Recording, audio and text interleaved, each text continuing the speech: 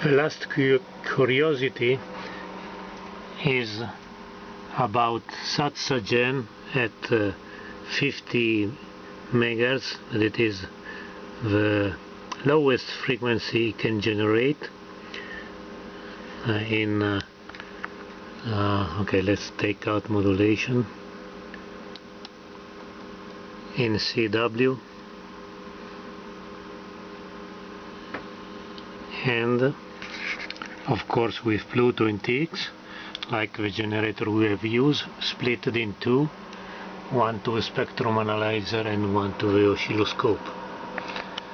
So this is the spectrum.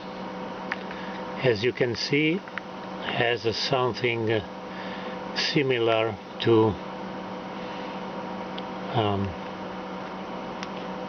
the square wave, because we have only odd harmonics. So 300, let's see. So the first one is 100 megahertz. Okay, sorry, I changed hand, or I put a marker.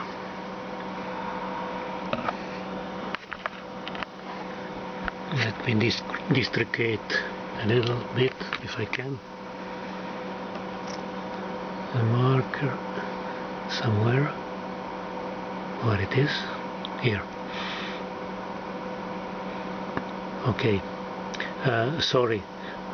50 megahertz, and then nothing on the double, nothing on 100, or nearly nothing, and again on something similar to third harmonics, so 150, again nothing at 200, etc., etc. So what do you expect?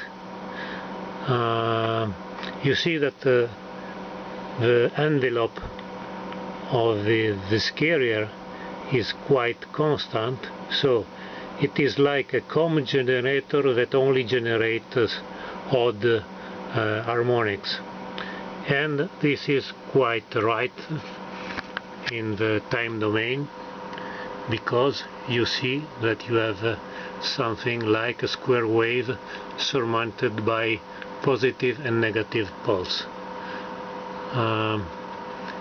And what is this strange? If I change the level of a trigger, it is because they are not totally harmonic related, as we have seen, and as far we go up, the frequency decrease like this. That has to be 450 megahertz. In reality is 437. So when I change the trigger, I can see also the other different peaks, but if I choose the right, I can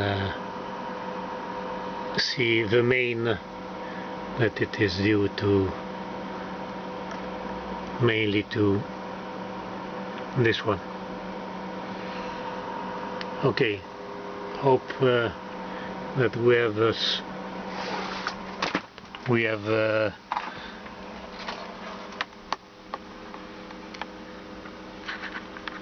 found what is the real output of the Pluto when used as a generator. Of course, we try to use always the fundamental for our measurement, and it's a little trick, and forget the others. Hopefully the filter of what we are using is cutting it. Of course,